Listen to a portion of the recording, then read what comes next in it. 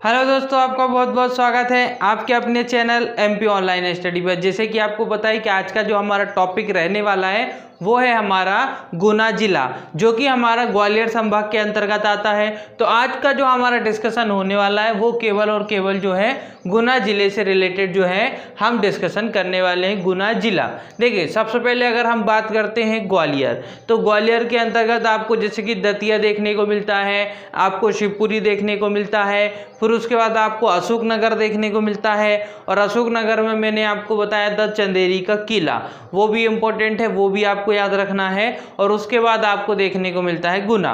हालांकि आपकी अगर हम बात करें अशोकनगर जिले का गठन, तो वो भी गुना जिले से ही पृथक के पश्चात किया गया था, जो कि 2003 में किया गया था। तो ये बात भी आपको याद रखनी है कि अगर हम बात करें गुना जिला, तो गुना जिले को ही पृथक करने के पश्चात अशोकनगर जिले का गठन किया गया है। ठीक है, ये बात होती है कि आप देखेंगे कि अशोकनगर जिले के चारों ओर कौन कौन से जिले पाए जाते हैं, तो उसी आधार पर अब आप देखेंगे कि गुना जिले के चारों ओर कौन कौन से जिले पाए जाते हैं। देखिए, मैंने जब आपको अशोकनगर बताया था तो मैंने आपको ये लोकेशन बताई थी, मतलब अशोकनगर के पश्चिम में मैंने आपको क्या बताया था, गुना जिला बताया था। इसका मतलब ये है कि गुना जिले के पूर्व में अशोकनगर जिला पाया जाता है। अब हम बात करते हैं कि गुना जो जिला है इसके चारों ओर आपको कौन कौन से जिले देखने को मिलेंगे। ठीक है, जो ये गुना जिला है आपका, तो गुना जिले के चारों ओर आपको कौन कौन से जिले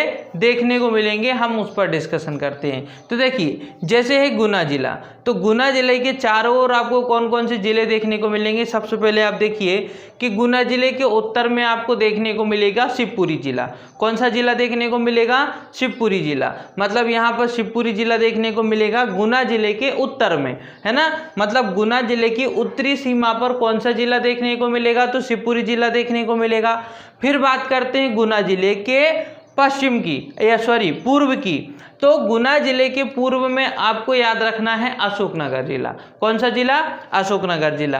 ठीक है, तो पूर्व में आपको याद रखना है, गुना जिले के पूर्व में आपको क्या देखने को मिलेगा, अशोकनगर जिला देखने को मिलेगा। फिर बात करते हैं गुना जिले के दक्षिण में, तो दक्षिण में दो जिले आपको याद रखना है, एक विदिशा याद रखना है और एक भोपाल याद रखना है, जो कि मध्य प्रदेश की राजधानी भी है। तो एक आपको ये दो बात याद रखना है, कहाँ पर, दक्षिण में। अगर मैं आपसे बात करूं कि गुना जिले के दक्षिण में दो कौन कौन से जिले हो जाएंगे, तो एक हो जाएगा विदिशा और दूसरा कौन सा हो जाएगा, भोपाल। भोपाल जो हमारी राजधानी है, मध्य प्रदेश की राजधानी है। अब हम बात करते हैं कि भोपाल की तो छोटी सी सीमा ही देखने को मिलेगी आपको गुना जिले के साथ, और अधिकांश जो दक्षिण की सीमा पर आपको विदिशा जिला देखने को मिलेगा, है ना। अब बात करते हैं गुना जिला जो है वो आपको यहाँ पर देखने को मिलेगा, राजस्थान जिले के साथ भी क्या करता है, सीमा का निर्धारण करता है।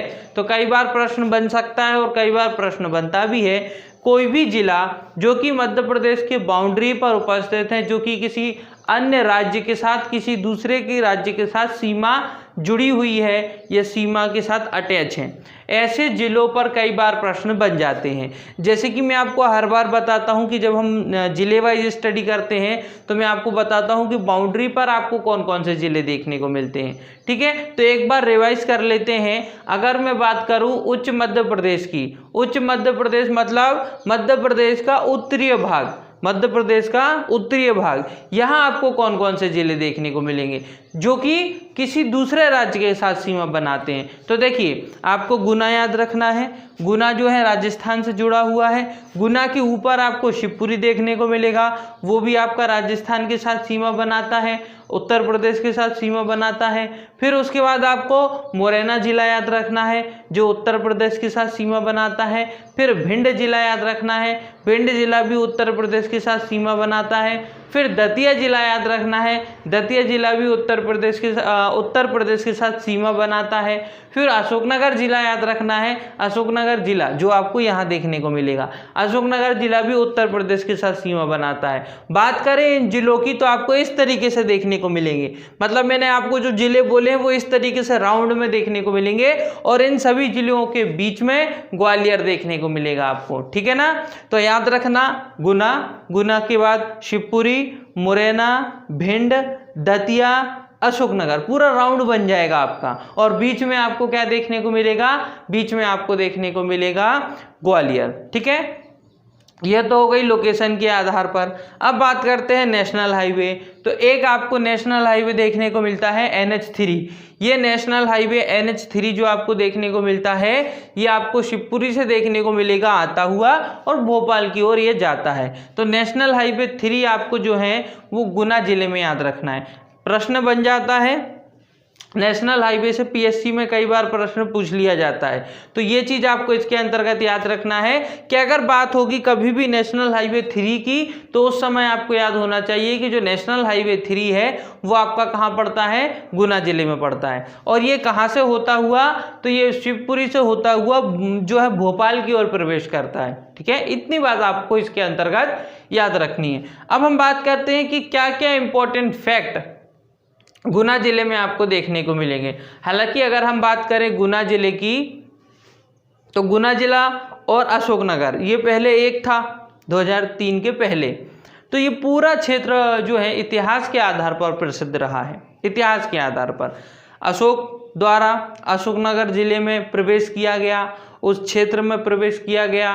तो मैंने आपको बताया था कि अशोकनगर जिले का नाम अशोकनगर पड़ा, पहले पछार था, फिर बाद में हम उसको अशोकनगर जिले के रूप में जानने लगे। तो उसी आधार पर अगर आप देखेंगे तो गुना जिले में आपको एक चीज देखने को मिलेगी प्राचीन आधार पर, वो आपको देखने को मिलेगा बजरंगगढ़, है ना। तो बजरंगगढ़ में आपको प्राचीन किला देखने को मिलेगा, जैन और हिंदू धर्म से संबंधित यहाँ स्थान देखने को मिलेंगे और बजरंगगढ़ का किला देखने को मिलेगा, प्राचीन किला, और बजरंग बली का प्राचीन मंदिर देखने को मिलेगा। ठीक है, इतने फैक्ट आपको कहाँ से याद रखना है, बजरंगगढ़ से। फिर मैंने आपको ये भी बताया था कि जहाँ तक अगर हो सके तो आप ये चीज़ भी याद रखिए कि जब गढ़ की बात आती है, चाहे वो बजरंगगढ़ हो चाहे वो राजगढ़ हो, इस तरीके के जब गढ़ की बात आती है तो कहीं ना कहीं वो किले के रूप में जाना जाता है। और आपको 70 से 80% तक ये जरूर देखने को मिलेगा कि जिस शब्द में आपको गढ़ देखने को मिलेगा वहाँ कहीं ना कहीं आपको किला भी देखने को मिलेगा। तो ये भी एक इम्पोर्टेंट फैक्ट की तरह हम ले सकते हैं जो हमको एक ट्रिक के रूप में काम आएगा। अब देखिए बजरंगगढ़ की बात करें तो यह प्राचीन किला है। प्राचीन किला होने के साथ साथ ये जैन धर्म और आपका हिंदू धर्म से संबंध रखता है। साथ ही साथ यहाँ जो है आपका बजरंगबली का प्राचीन मंदिर आपको बजरंगगढ़ में देखने को मिलेगा। लोकेशन के आधार पर आप देखेंगे तो ये आपको अशोकनगर के जस्ट साइड से ही देखने को मिल जाएगा बजरंगगढ़, जो कि गुना में आता है। कहाँ आता है, गुना जिले में आता है ना। और ये है आपका बजरंगगढ़ वाला क्षेत्र। ठीक है, इतनी चीज आपने इसमें याद रख ली। अब हम बात करते हैं कि आपको कुंभराज दूसरा क्षेत्र देखने को मिलेगा और यह है नेशनल हाईवे 3 के दक्षिण वाले क्षेत्र में आपको देखने को मिलेगा कुंभराज। क्या देखने को मिलेगा, कुंभराज। अब हम बात करते हैं कुंभराज की, तो कुंभराज में आपको क्या देखने को मिलेगा, महत्वपूर्ण व्यावसायिक मंडी यहाँ देखने को मिलेगी। मतलब ये व्यावसायिक मंडी के रूप में विकसित है। तो यहाँ पर आपको महत्वपूर्ण व्यावसायिक मंडी देखने को मिलेगी, कहाँ पर, कुंभराज में। तो कुंभराज आपको किस लिए याद रखना है, तो कुंभराज आपको याद रखना है व्यावसायिक मंडी, आपको याद रखना, बस इतना ही पॉइंट है, छोटा सा पॉइंट है, याद कर लीजिए। कुंभराज व्यावसायिक मंडी कहां पर है, गुना जिले में। बस इतना सा ही पॉइंट इसके अंतर्गत याद रखना है। फिर बात करते हैं राधोगढ़। देखिए राधोगढ़ एक तो किस लिए प्रसिद्ध है, राधोगढ़ एक इसलिए प्रसिद्ध है क्योंकि ये पूर्व में इतिहास में रियासत के रूप में जाना जाता था। पूर्व में ये रियासत के रूप में जाना जाता था।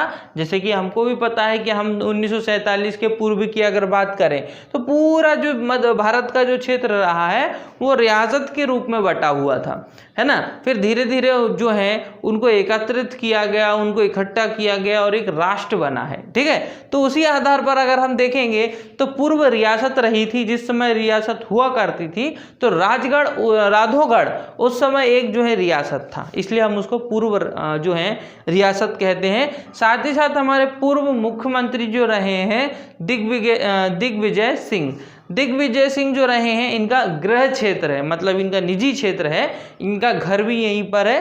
तो ये आपका पूर्व मुख्यमंत्री जो है दिग्विजय सिंह का आपको गृह क्षेत्र भी जाना जाता है आपका राधौगढ़। और साथ ही साथ राधौगढ़ इसलिए भी विकसित है, अब प्रसिद्ध है, क्योंकि ये पूर्व रियासत के रूप में जाना जाता था। ठीक है, तो ये 2 पॉइंट आपको इसमें याद रखना है राधौगढ़ में। फिर बात करते हैं विजयपुर। विजयपुर आपको राधौगढ़ के जस्ट नीचे ही देखने को मिलेगा। राधौगढ़ मैंने आपको ये बताया, ठीक है, राधौगढ़ के जस्ट नीचे ही आपको देखने को मिलेगा विजयपुर। अब विजयपुर की अगर हम बात करें तो विजयपुर में भी बहुत सारे फैक्ट आपको देखने को मिलेंगे। जैसे कि अगर हम बात करें, राधौगढ़ वाला क्षेत्र प्रसिद्ध है, इसलिए उसका जो आसपास का क्षेत्र है वो भी प्रसिद्ध है। कैसे कि विजयपुर में आपको जो है वो देखने को मिलेगा गैस आधारित उर्वरक कारखाना, गैस आधारित उर्वरक कारखाना। अब इस तरीके के प्रश्न जो हैं कई बार पीएससी में राइटिंग वर्क में पूछ लिए जाते हैं। जो मेंस की एग्जाम होती है पीएससी में, तो जो है उसमें उद्योग पूछ लिए जाते हैं। और जब उद्योग पूछ लिए जाते हैं तो मध्य प्रदेश में उद्योग का वर्णन कीजिए, ऐसा प्रश्न आ जाता है। मध्य प्रदेश में औद्योगिक स्थिति का वर्णन कीजिए, उस समय औद्योगिक क्षेत्र में क्या क्या चल रहा है, कहाँ क्या क्या कारखाने आपको देखने को मिल रहे हैं, ये प्रश्न से आप यहाँ से ये सारी चीज़ें लिख सकते हैं जो जो आपको उस समय याद है। तो उसलिए आपको ये है जो ये चीज़ याद रखना जरूरी है कि अगर हम बात करें विजयपुर की, तो गैस आधारित उर्वरक कारखाना आपको कहाँ देखने को मिलेगा, विजयपुर में देखने को मिलेगा। Gas authority of India limited आपको यहाँ कंपनी देखने को मिलेगी। गैस अथॉरिटी इंडिया लिमिटेड आपको कंपनी यहाँ देखने को मिलेगी। Gas authority of India limited आपको यहाँ पर क्या देखने को मिलेगी, कंपनी देखने को मिलेगी। 2 नदियाँ आपको याद रखना है, क्योंकि ये 2 नदियों के बीच में ही आपको गुना जिला अवस्थित दिखेगा। आप अगर भूगोल की दृष्टि से देखेंगे तो भूगोल की दृष्टि से आपको देखने को मिलेगा कि पार्वती नदी और सिंध नदी, ये 2 जो नदी हैं, पार्वती नदी और सिंध नदी, इन 2 नदियों के बीच में अवस्थित देखने को मिलेगा आपको गुना जिला। ठीक है, तो ये गुना जिला आपको 2 नदियां प्रमुख इसमें याद रखना है, पार्वती नदी और सिंध नदी, दोनों नदियों के बीच में अवस्थित है गुना जिला। ठीक है, तो इस आधार पर आपका हो जाएगा प्रमुख 2 नदियां। अब आते हैं गुना जिले पर। गुना जिले के बहुत सारे इतिहास है, बहुत सारा इतिहास है, पूर्व रियासत है, पूरा क्षेत्र इतिहास के आधार पर प्रसिद्ध है। क्या क्या चीज इंपॉर्टेंट है, देखिए, प्राचीन काल में अवंती प्रांत का हिस्सा रहा है। प्रांत, ठीक है ना, तो अवंती प्रांत का हिस्सा रहा है कौन, गुना जिला। पूर्व में बात हो रही है, पूर्व में प्राचीन काल में अवंत प्रांत का जो है या अवंती प्रांत का जो है हिस्सा रहा है कौन सा जिला, गुना जिला। ठीक है, तो आपको ये जो पूर्व का जो है ये चीज बिल्कुल याद रखनी है। अब हम बात करते हैं कि 18वीं शताब्दी में राधौगढ़ रियासत का हिस्सा रहा है। 18वीं शताब्दी में राधौगढ़ रियासत, ये मतलब ये क्या था आपका, राधौगढ़ रियासत। ये 18वीं शताब्दी की बात हो रही है, मतलब जब 18वीं शताब्दी चल रही थी उस समय एक रियासत हुआ करती थी इस क्षेत्र में, गुना जिला नहीं था, इस क्षेत्र में। तो इस क्षेत्र में जब राधौगढ़ रियासत हुआ करती थी तो उस राधौगढ़ रियासत के अंतर्गत आपका गुना वाला जिला, गुना किला भी है यहाँ पर, गुना जो जिला है उसके अंतर्गत आपको क्या देखने को मिलेगा, गुना किला भी देखने को मिलेगा। तो ये जो गुना किला था ये उस समय राधौगढ़ रियासत के अंतर्गत आता था। हालांकि अगर हम बात करें प्राचीन काल की तो उस समय जो गुना जिला रहा है वो एक प्रांत के रूप में रहा है ना। तो ये चीज याद रखना है कि 18वीं शताब्दी के लगभग में राधौगढ़ का हिस्सा रहा है गुना जिला। इसके बाद अगर हम बात करें, जैसे कि आपने देखा होगा कि 1857 की जो क्रांति हुई थी, जो विद्रोह हुआ था, उस समय मध्य प्रदेश के सभी जिलों द्वारा या मध्य प्रदेश के सभी जो प्रांत रहे हैं, जो रियासत रही हैं, सभी द्वारा जो है उस जो है क्रांति में, उस जो है स्वतंत्रता आंदोलन में सभी जिलों द्वारा, सभी प्रांतों द्वारा, सभी रियासतों द्वारा भाग लिया गया था। तो उस समय जो है जैसे कि मैंने आपको बताया था, नीमच छावनी से अगर हम बात करें तो मध्य प्रदेश में 1857 की क्रांति का विद्रोह प्रारंभ किया गया था। 3 जून को प्रारंभ किया गया था 1857 की क्रांति का विद्रोह, जो कि नीमच छावनी से प्रारंभ किया गया था। तो उसी आधार पर आप देखेंगे जब 1857 की क्रांति विफल हो गई थी, उसके कई कारण थे, विफल होने के कई कारण थे। वो जब हम 1857 की क्रांति पढ़ेंगे उसमें मैं आपको एक एक चीज बताऊंगा। तो 1857 की क्रांति हो जाने के पश्चात फिर उसके बाद अगर आप देखेंगे ये पूरा जो गुना क्षेत्र रहा है, उस समय अशोकनगर भी इसके अंतर्गत आता था, तो ये जो पूरा क्षेत्र रहा है उस पर जो है सिंधिया वंश का शासन नियंत्रण हो चुका था।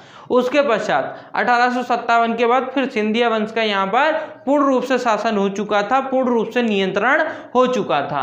तो 1857 के पश्चात सिंधिया परिवार का यहाँ पर नियंत्रण हो गया था। फिर बात करते हैं 1948। तो 1948 में मध्य भारत बना था। मध्य भारत बना था आपका 1900, क्योंकि देखो मध्य प्रदेश का गठन कब किया गया था, वो तो 1956 में किया गया था, लेकिन 1948 में जब देश आ जाए तो 1948 से लेकर की बात हो रही है 1956 तक, 1948 से 1956 तक, है ना। देश आज़ाद होने के पश्चात जब 1948 में प्रांत बनाए गए तो उस समय 16 प्रांत बने थे।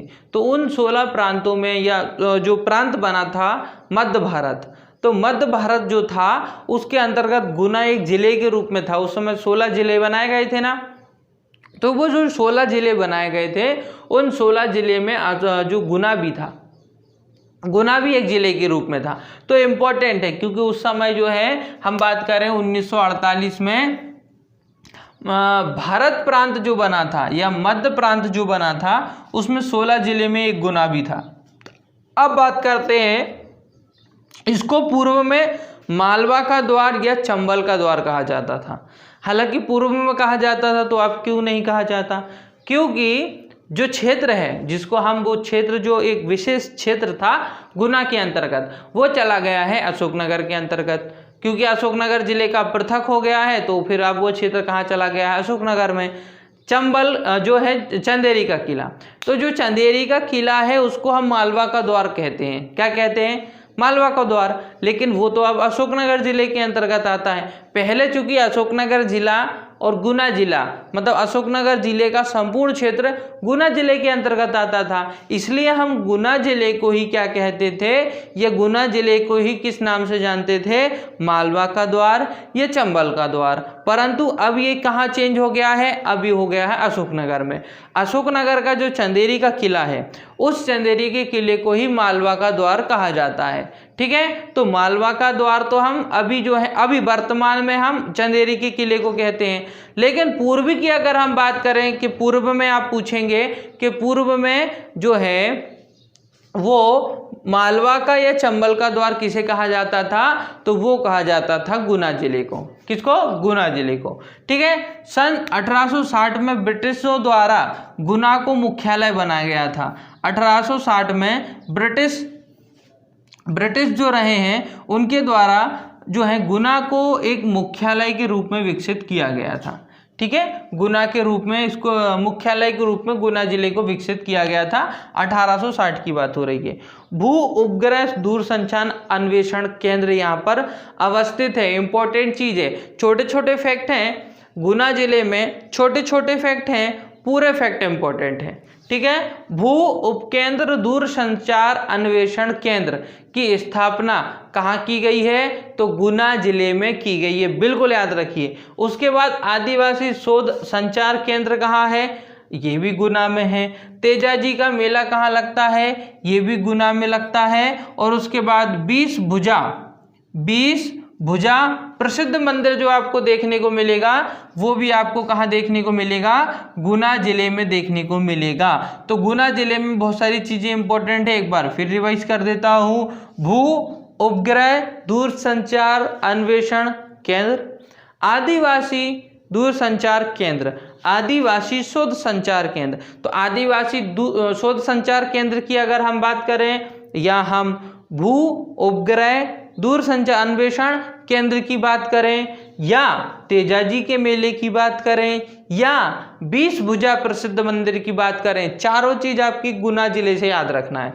अब गुना जिले में आपको याद रखना है जनघनत्व। जो कितना है 144। जनघनत्व में आपको बता चुका हूँ ना, जनघनत्व किस आधार पर निर्धारित किया जाता है, तो वो किया जाता है प्रति व्यक्ति मतलब 1 वर्ग किलोमीटर के अंतर्गत औसतन कितने व्यक्ति उपस्थित हैं, वो कहलाता है किसी भी जिले, किसी भी राज्य या फिर किसी भी देश का जनघनत्व। वो क्षेत्रफल के आधार पर निर्धारित किया जाता है। पहले हम क्षेत्रफल देखते हैं और क्षेत्रफल के बाद हम उसका निर्धारण करते हैं। तो अगर हम बात करें जनघनत्व की तो आपको देखने को मिलेगा 144 व्यक्ति देखने को मिलेंगे 1 वर्ग किलोमीटर के अंतर्गत। फिर बात करते हैं लिंगानुपात, तो शायद आपको लिंगानुपात का भी पता होगा कि 912 और महिलाएं आपको देखने को मिलेंगी 1000 पुरुष में। मतलब आपका लिंगानुपात थोड़ा सा क्या हो जाएगा, कम हो जाएगा। कहाँ का, गुना जिले का। ठीक है, तो ये सारे इंपॉर्टेंट फैक्ट हैं। खास तौर पे नदी याद रखें आप, पार्वती नदी, सिंध नदी याद रखें। उसके बाद राधोगढ़ बिल्कुल याद रखना है, पूर्व रियासत रही है, राधोगढ़ पूर्व रियासत रही है।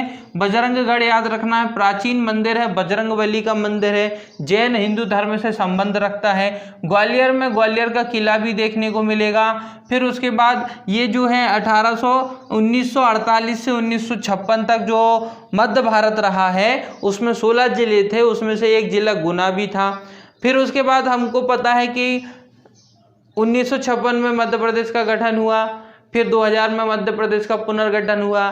तो क्या हुआ, क्षेत्रफल में परिवर्तन आया, सभी जिलों के क्षेत्रफल में कुछ ना कुछ परिवर्तन हो गया था। ठीक है, तो ये सारे इंपॉर्टेंट फैक्ट हैं, बहुत सारे इंपॉर्टेंट फैक्ट लिखे हैं। प्राचीन काल में अवंती प्रांत का हिस्सा रहा था गुना। 1857 में अगर 1857 के विद्रोह के पश्चात इस पर सिंधिया वंश का पूर्ण रूप से नियंत्रण हो चुका था। ठीक है, तो ये सारी चीज़ें इंपॉर्टेंट चीज़ें हैं जो आज हमने गुना जिले से डिस्कस की। तो सारी चीज़ आपको याद रखना है ना। तो इसी के साथ आज की वीडियो हमारी यही समाप्त होती है। अगर आज की वीडियो आपको पसंद आई हो तो वीडियो को लाइक करें, हमारे चैनल को सब्सक्राइब करें। अगर आपने चैनल ऑलरेडी सब्सक्राइब किया हुआ है तो बेल आइकन दबाएं ताकि आने वाली सारी वीडियो का नोटिफिकेशन आपको प्राप्त हो सके। साथ ही साथ हमारी वीडियो को आपके फ्रेंड सर्कल तक शेयर करें। ओके दोस्तों, thank you, thanks for watching.